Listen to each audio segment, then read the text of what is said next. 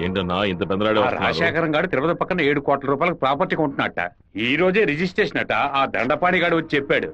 తిరుపతి కాళహస్తి మధ్యలో 120 ఎకరాలంట. ఏ registration office? చెప్పన్నా. తిరుపతిలో స్థలం కొనుక్కుంటున్నాను. రిజిస్టర్ ఆఫీస్కి వచ్చాయి. ఓకే ఓకే అన్న. లెక్క పెట్టుకోండి.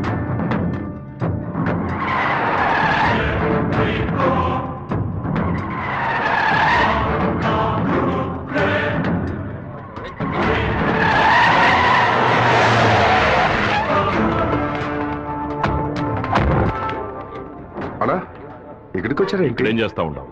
ఓ స్థల రిజిస్ట్రేషన్ పని మీద వచ్చాను. ఎవరు డబ్బుతో కొన్నావు?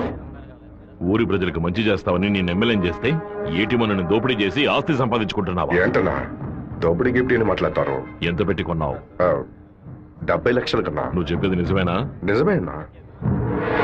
ఆ బండి నా పంటరా. అయ్యా, మీ సమస్యల్లో మమ్మల్ని ఇరికించొద్దు. మొత్తం వాల్యూ 7.5 కోట్లు. మాది పెద్ద కుటుంబం. ఈ డబ్బు అందితేనే మా ప్రాబ్లమ్స్ అన్ని సాల్వ్ అవుతాయి. మీ డబ్బుకు వచ్చినటువంటి ఆపద ఏమీ లేదు.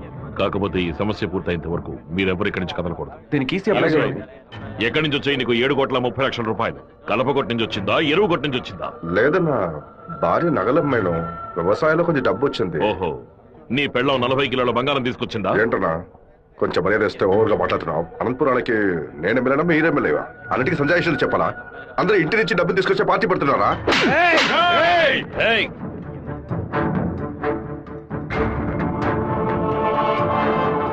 నా మాటకు విలువిచ్చి 50,000 మంది నీకు ఓట్లు వేసి నేను ఎమ్మెల్యేని చేశారా? రేపు నేను వాళ్ళకి ఏం సమాధానం చెప్పాలరా? అయ్యా, అన్ని రికార్డులోకి ఎక్కించేశారట. ఇక మన చేతుల్లో ఏమీ లేదా? నేనంతా వింటూనే ఉన్నాను. ఒక చిన్న ఐడియా చెప్పరా. ఇతను అక్రమంగా సంపాదించిన ఆస్తులన్నీ మన ఊరు ప్రజలకి, పంచాయతీకి రాసి చేయొచ్చు. వెంటనే అలా చేయడం కుదురుతుందా? చేయొచ్చు అన్న. దానికి స్టాంప్ డ్యూటీ తక్కువే. 10 నిమిషాల్లో డాక్యుమెంట్ రెడీ చేస్తాను. సరే చెయ్యి అన్నా. 100 రూపాయల స్టాంప్ పేపర్ తీసుకొని నేను చెప్పేది కొట్టండి. అనంతపురం జిల్లా పులివెందుల గ్రామం వెంకయ్య వీధికి చెందిన సుంకర సుందరమూర్తి గారి పెద్ద అబ్బాయి రాజశేఖరం అనబడే నేను మనస్ఫూర్తిగా రాసిచ్చినది ఏమనగా, తిరుపతి పక్కనున్న సర్వే నంబర్ 141, 142, 143ల కిందకు వచ్చి 120 ఎకరాల భూమిని అనంతపురం జిల్లా వాసులకి హృదయపూర్వకంగా రెడీ నాన్న. లోపలికి వెళ్ళి సంతకం పెట్టు, లేదా గవర్నమెంట్ జీబ్ లో పోయి చువ్వలు లెక్క పెట్టాలి. వెళ్ళు.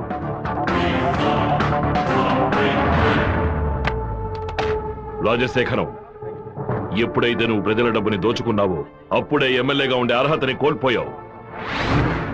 ఇంకో 15 రోజుల్లో నువ్వు నీ పదవికి రాజీనామా చెయ్యాలి. అనంతపురంలో బై ఎలక్షన్స్ రావాలి. ఇలా చూడు, నువ్వు రాజీనామా చేసినా బై ఎలక్షన్స్ వస్తాయి, నువ్వు చచ్చిపోయినా వస్తాయి. వెళ్ళు.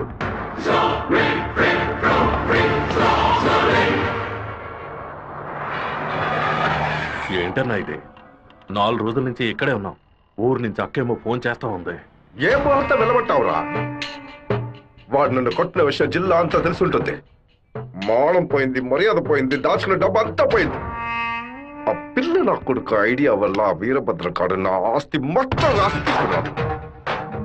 నా కొడుకుని లేపేయకుండా ఊళ్ళకి వచ్చిన భార్య కూడా నాకు మర్యాద ఇవ్వదు. ఆ ఓబులేషన్ రమ్మని చెప్పు.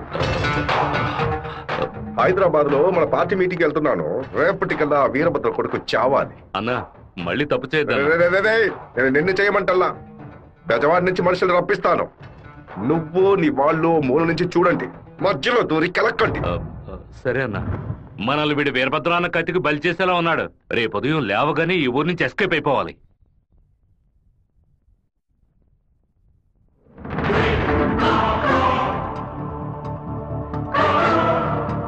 అన్నా, ఆ ఓప్లెస్ గడు తిరుపతి రిజిస్ట్రేషన్ ఆఫీస్కి వచ్చాడు.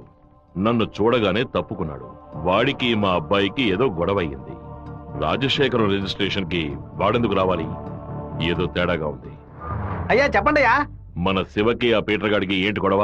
అయ్యా అది దాచి పెట్టకుండా నిజమేంటో చెప్పు.